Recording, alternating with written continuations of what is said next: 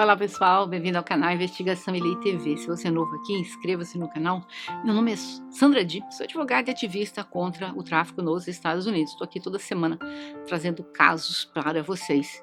Pessoal, precisamos chegar aos 100k, precisamos da colaboração de vocês aí. Vamos dividir esses vídeos que vocês têm por aí, que vocês têm visto, com pessoas que vocês conhecem na sua mídia, para que a gente possa alcançar aí os 100k. Eu preciso da ajuda de vocês para isso, mas vamos ao caso de hoje.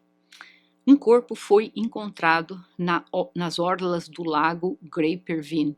O corpo estava gravemente danificado. A polícia nem sabia se era um adulto ou uma criança, um homem ou uma mulher. No dia seguinte, quando as impressões digitais foram feitas, a polícia conseguiu identificar a vítima. Era Jacqueline Vandergriff.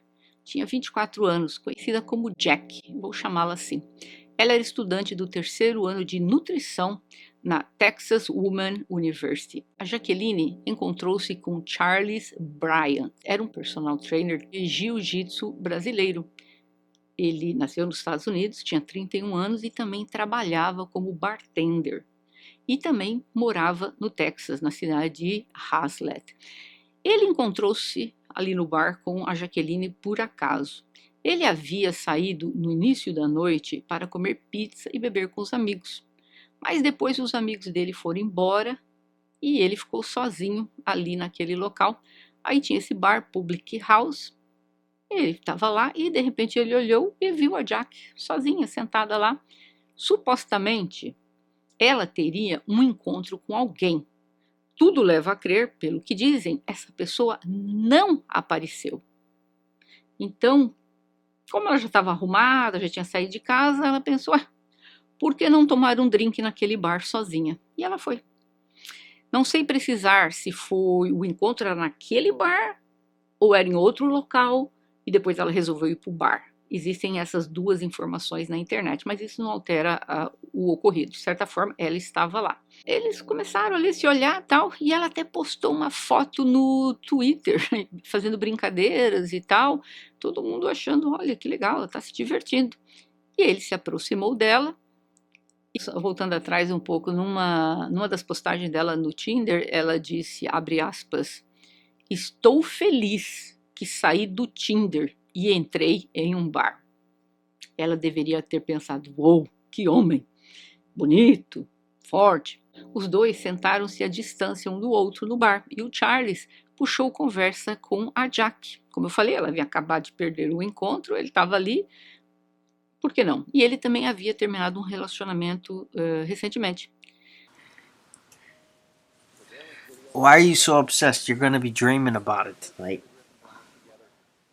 Naquele bar, eles resolveram irem para outro bar perto. E depois do segundo bar, os dois estavam sentados no carro do Charles por 39 minutos. E depois ele dirigiu até um parque próximo e ficaram no parque por 1 hora dentro do carro. E foi a última vez que a Jack foi vista viva.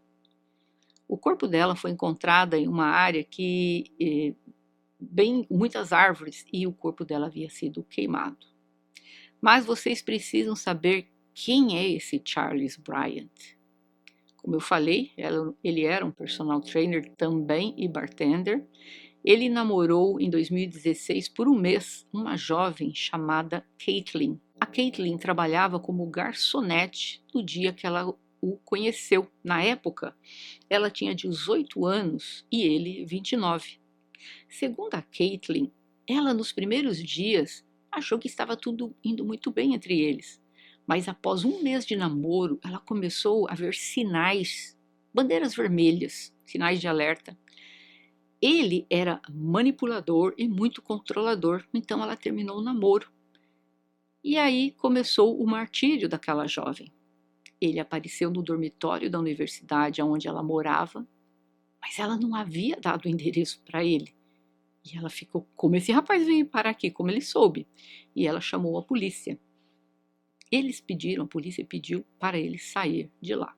O Charles morava a cerca de 10 quilômetros desta jovem. Uma amiga dela na época pediu para ver a foto do Charles. E ao ver a foto do Charles, ela disse que sentiu no fundo dos seus ossos um sentimento maligno.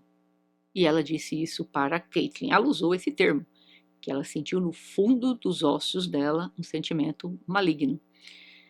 E ela ainda disse para Caitlin, abre aspas, ele vai te machucar, ele vai fazer algo ruim dentro de algumas semanas.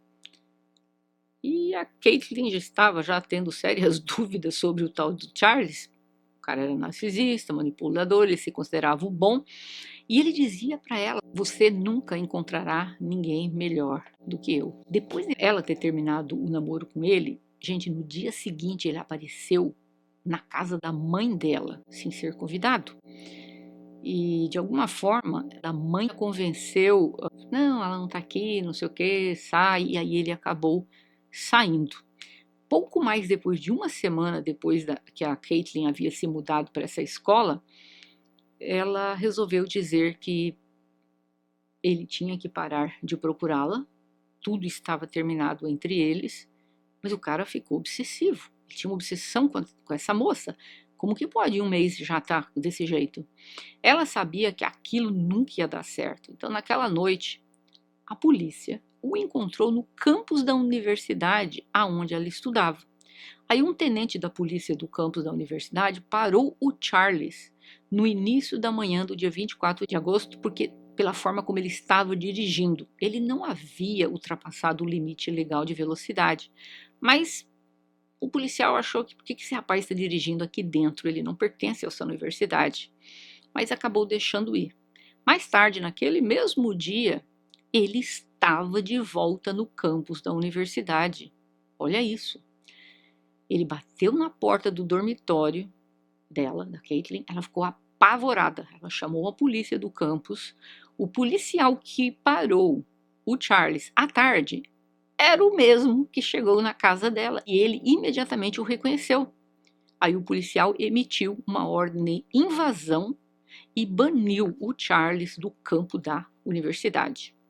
No dia 31 de agosto de 2016, uma semana desde que o Charles tinha ido atrás da Caitlin, ele apareceu no restaurante no primeiro dia de trabalho da Caitlin.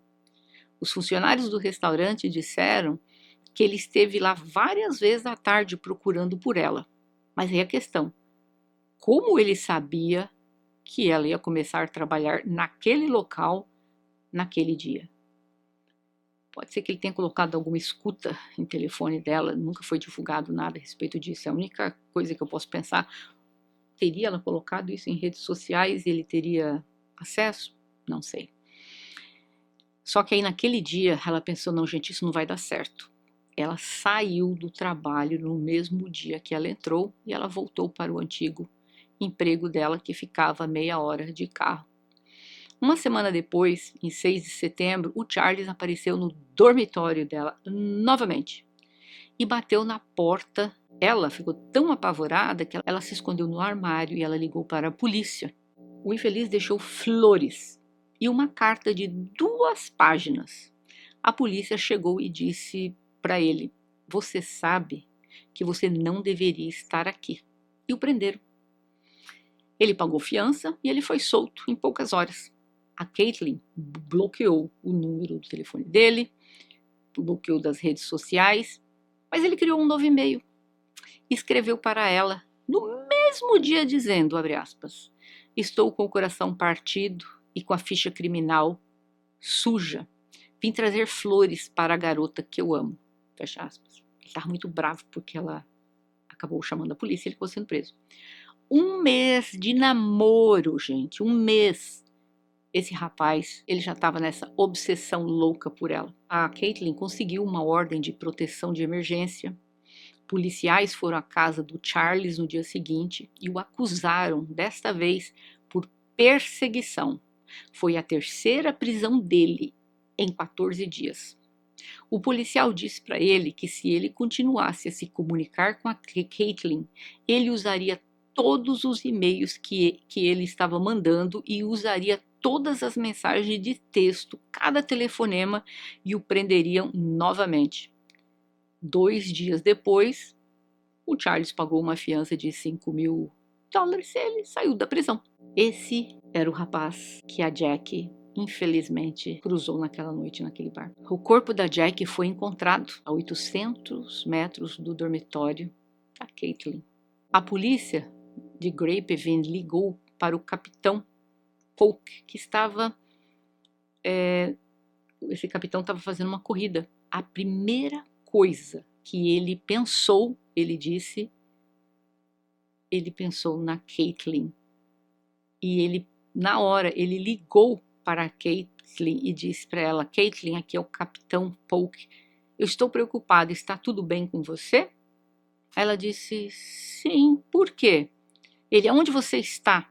Aí ela falou, né, que estava lá na universidade e tal. Por que você está me ligando? Caitlin perguntando. Você está ligando para mim porque tem a ver com um assassinato que ocorreu em Grapevine? Ele disse, infelizmente eu não posso discutir o caso com você. Eu só quero saber uma coisa de você. Você está se sentindo segura? Ela disse, acho que sim. E foi isso a conversa. Ele imaginou, na cabeça dele, que seria o mesmo rapaz. Dias após o ocorrido com a Jack, o Charles enviou e-mails para a Caitlin. Isso mesmo, ele mandou para ela uma foto dele e nessa foto ele escreveu: primeiro beijo embaixo desta árvore. Me mandou uma foto deles lá do passado. Ele tirou a vida da Jack e ele mandou isso dias depois para a Caitlin. A polícia ainda não tinha prendido o Charles, mas aí a Caitlin começou a ficar preocupada que ele viria através dela. Mas como o Charles estava proibido de comunicar-se com a Caitlin, a gente nunca sabe, né? Poderia se aproximar, ele se aproximou tantas vezes. Acontece que tudo indicava que era ele, mas ainda só eram provas circunstanciais, não haviam provas materiais o ligando ao que ocorreu com a Jack. Mas como ele quebrou a ordem de restrição mandando aquele e-mail para a Caitlin, a polícia falou, quer saber, não, que vamos prendê-lo para ganhar tempo. A polícia efetuou ali, cumpriu um mandado de prisão, pelo menos eles iam tirá-lo das ruas por alguns dias. Ele foi preso no dia 18 de setembro por violar a ordem de restrição da Caitlin. Os detetives esperavam, naquele interim, que eles pudessem encontrar mais evidências conectando o ocorrido com a Jack. Ele foi levado para o departamento de polícia de Grapevine para uma entrevista, um interrogatório, e ele disse que não conhecia a Jack. Na casa do Charles, eles encontraram uma roupa estilo militar. A bolsa da Jack foi encontrada na casa dele. Quando ele começou a ser interrogado, ele negava que ele conhecia a Jack. Mas o detetive disse, nós temos um vídeo teu com a Jack no bar. E havia também um vídeo dele em uma loja de Walmart às 4 da manhã, comprando uma pá e uma piscina infantil. Ele disse, eu não me lembro de ter feito nada disso. Mesmo que tudo aponta para mim, essas evidências, eu não tenho nada com isso. Gente, as evidências circunstanciais eram esmagadoras. Quem que vai comprar uma pá às 4 da manhã e uma piscina? Já chego lá o porquê da piscina.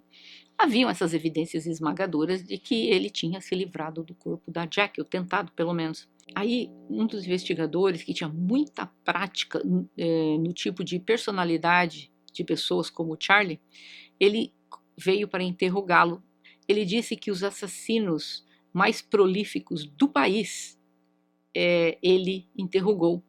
E ele foi capaz de analisar os pensamentos deles. Este investigador sabia que o corpo da Jack havia sido desmembrado antes de ser queimado. Então ele sabia como funciona a mente de uma pessoa como essa. O Charles disse que não se lembrava de nada. Primeiro ele negou, depois ele já não se lembrava de nada. O investigador Holland pensou em uma estratégia e tentou fazer amizade com o Charles para fazê-lo falar. O investigador pediu uma pizza. Ele e o cara comendo uma pizza e tal. Aí o policial disse, vamos fazer um exercício de memória. Me diz quando você viu pela primeira vez a Jack. E pediu que ele se concentrasse muito. Aí o Charles, fazendo aquele teste lá, disse, eu lembro que Pode ser que eu a vi entrando no bar. Ele, mas tenta forçar, lembrar um pouco mais. Ele falou, eu não a conhecia. Aí o investigador falou, nós já estamos lá, né? Antes não sabia quem era, agora ele já está dizendo que já viu a moça lá. O Roland, esse investigador, continuou dando corda para ele. Continuou forçando, deu como se fosse um estalo assim na cabeça do cara. E ele disse assim, eu acho que eu fiz algo sem pensar. Aí o policial, com aquela cena toda, não... Claro, claro, só quero saber como que foi. Olha, eu não estou aqui para julgar ninguém. Esse não é o meu trabalho. Eu quero ouvir o seu lado. O que que aconteceu? O que que ela fez contra você? Olha as táticas que eles usam. Aí o rapaz já estava ali todo confiante com a pizza dele, já pensando, nossa, o cara já até acredita que ela fez algo contra mim. Só que o policial era treinado, o investigador. E o Charles entrou no jogo dele e disse que ele lembra que ele olhou em volta do bar e viu a Jack. Agora, a Jack se parece tanto com a Caitlin. O investigador deu mais corda e se surpreendeu com o que aconteceu, porque o investigador disse, mas essa jovem que perdeu a vida, a Jack, ela é muito parecida com a sua ex-namorada. Aí o cara já se sentiu assim, sim, elas lembravam uma da outra. Aí o Roland disse para ele, olha, o cérebro humano, ele é muito confuso. Existem memórias que nós apagamos na nossa cabeça. E eu gostaria que você se esforçasse mais. De repente ela fez algo contra você e você simplesmente reagiu e você não viu outra forma e você tirou a vida dela por causa disso. Claro que o investigador sabia que isso é mentira, mas ele dando corda pro cara. Aí foi indo, que o Charles começou dizendo que ele tinha uma gravata que estava no carro dele. O que ele estava fazendo com uma gravata no carro dele? E que ele começou ali no rally-rola com a moça, as coisas começaram a esquentar, e a moça pediu para ele colocar uma gravata no pescoço dela e apertar, até ela perder os sentidos. Porque tem gente que gosta disso, né? Consensualmente, mas fazer o quê? O Roland sentiu que o Charles estava inventando isso. E isso aí não colou muito, não. Aí ele, não, mas ela perdeu os sentidos. Mas eu não tive a intenção de tirar a vida dela. Foi um acidente. Aí ele começou. Ele entrou em detalhes horríveis sobre como ele se desfez do corpo dela depois e como ele colocou fogo. Então ele disse que foi um acidente. E depois ele ficou pensando, ninguém vai acreditar que foi um acidente. Eu vou para a prisão pro resto da minha vida. Como eu vou provar?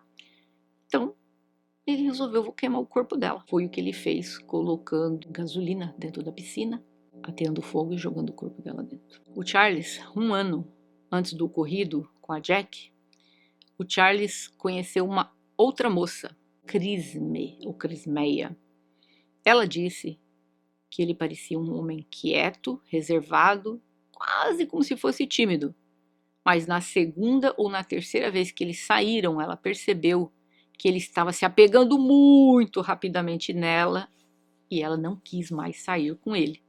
Mas ele continuou a persegui-la e disse que a amava. Ela disse, gente, eu sequer dei um beijo nesse homem, eu o vi uma ou duas vezes. E ele disse que a amava. Como ela trabalhava com crianças que sofreram abusos, ela perguntou ao Charles sobre a infância dele. Como é que foi? Porque, segundo ela, as pessoas que fazem determinadas conexões muito rápidas umas com as outras passaram, talvez, por traumas e tal. Aí ele disse que ele havia sido molestado quando criança. A gente não sabe se isso é verdade ou não. E também isso não justifica o que ele fez. Só fiz um inteirinho a respeito dessa moça para vocês verem que qualquer pessoa que cruza na vida dele, ele imediatamente já ficava obcecado. Quando ele se desfez do corpo, como eu falei, colocando lá naquela piscina, jogando gasolina para queimar o corpo, ele nunca contou, até o dia de hoje, de verdade, o que aconteceu. O que aconteceu naquela noite. Eu presumo que eles estavam lá conversando e tal, talvez ele tentou forçar alguma coisa, ela disse que não, peraí e tal, e ele simplesmente, um psicopata, resolveu tirar a vida dela.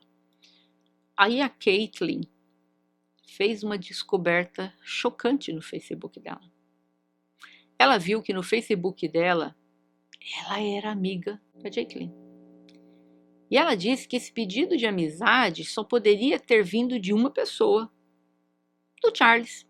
Isso mesmo. O pedido foi feito após ele ter tirado a vida da Jack.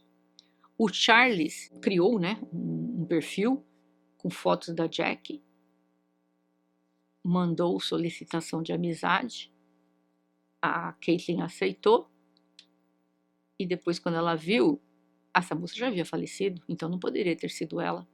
Foi ali que ela e a polícia acabou chegando à conclusão que ele fez isso. Então, ela corria risco, sim. O Charles se declarou inocente, mesmo após ter confessado tudo no interrogatório. Ele disse na corte que eles beberam muito e ela queria que ele apertasse o pescoço dela e tal. O advogado de defesa do Charles, Glennis McNitt, disse que o ocorrido foi um trágico acidente, que não há evidências de que o Charles quis tirar a vida dela intencionalmente. Em abril de 2018, um ano e meio após o ocorrido, ele foi a julgamento e foi apresentado lá na corte a pá que ele comprou na noite em que ele tirou a vida da Jack. Um objeto cortante grande que a polícia acabou encontrando um tempo depois, que acredita que esse foi usado para desmembrar o corpo dela. Os investigadores da universidade também encontraram uma arma de choque no carro dele, com o DNA da Jack. Ele foi considerado culpado, recebeu prisão perpétua, com possibilidade de liberdade condicional após 30 anos. Não sei nem por que recebeu com possibilidade de liberdade. Só que isso não quer dizer que ele vai sair daqui 30 anos, né? Isso significa que depois de cumprir 30 anos, ele pode começar a pedir. Pode passar 35, 40, 45, 50, e pode ser que saia dali dentro de um caixão ou muito tempo depois. Ou talvez alguém resolva tirá-lo de lá antes, vai saber. Não é nenhuma sugestão, é apenas um comentário. É esse o caso de hoje. Vamos aprender com o caso de hoje. Gente, eu só queria pedir um favor para vocês aqui. Por favor, sejam gentis nos comentários. Muita gente talvez vai colocar aí coisa. Ah, mas a moça conheceu o rapaz do bar, já foi no carro com ele. Olha, eu não sei de que ano que vocês vivem. Isso já aconteceu até comigo, tá? Então, não vou passar julgamento nas pessoas. Eu faria isso hoje em dia? Não, por uma série de motivos. Eu tenho alguém já e também minha cabeça é outra, na mesma cabeça de quando eu tinha 20, 30 anos de idade. Mas sim, fiz muita coisa dessa. Pro bar, balada, e você sai de lá, vai pro carrinho do rapaz, ali uns beijos e tal. Isso não fez de mim uma pessoa promíscua, isso também não faz com que a Jack seja considerada uma pessoa promíscua. Mas podemos aprender com o caso de hoje? Podemos muito. O perigo de sairmos com pessoas que nós encontramos na internet. Como eu falei, essas doideiras que eu fazia, eu tinha 20, 30 anos. Nem 30 anos, meus 20 e pouco. Claro que depois disso, muita coisa mudou e eu sempre, com todos os relacionamentos que eu tive na minha vida, eu sempre tirei a ficha policial da pessoa. A dica pra gente hoje fica aí. Você conheceu esse rapaz no bar, gostou dele? Fica ali só na troca de telefones por enquanto, tá? Deixa ali pra jantar, bar, beijo, só coisa pra depois. O que é que você vai fazer? Você vai sair dali, você vai dar uma busca, mas uma busca bem dada, né, no nome dele. Vamos saber que muitos falam o nome verdadeiro e muitos mentem também. Por isso que eu aconselho nunca sair no segundo encontro ainda para local sozinha, vá para um local bem público ainda a segunda, terceira vez. Porque uma pessoa que está ali com um intuito ruim não vai ficar ali te chamando para você 3, 4, 5, 6 vezes. O cara chamou 2 vezes, já não vai se encontrar com ele sozinho, o cara já parte para outra. Então, vamos ali, pega uma fichinha aí policial do cara, né? No Brasil pode fazer isso também, alguns estados podem fazer até pela internet. Puxa a ficha policial da pessoa, gente. Infelizmente, se ela tivesse feito, teria parecido que ele já teve preso antes. Muita gente diz assim, quando uma pessoa foi presa, ela cumpriu a prisão dela, nós não podemos dizer que essa pessoa é ainda um criminoso. Ela foi por determinado tempo, ela cumpriu a pena. Então ela deixou de ser? Não, na minha opinião. Para mim, vocês me desculpem, Desculpa se tiver algum presidiário assistindo aqui. Não vou dizer que uma pessoa, porque participou de um crime no passado, nos seus 14, 15 anos, mas depois mudou a vida completamente aos 30. Sim, existe pessoas que se regeneram. Mas eu estou falando ali de um homem de 30 e tantos anos. Cumpriu prisão, saiu da prisão 2 anos. 2 anos depois ele já é uma pessoa nova, totalmente modificada. Eu não acredito nisso. Eu não acredito.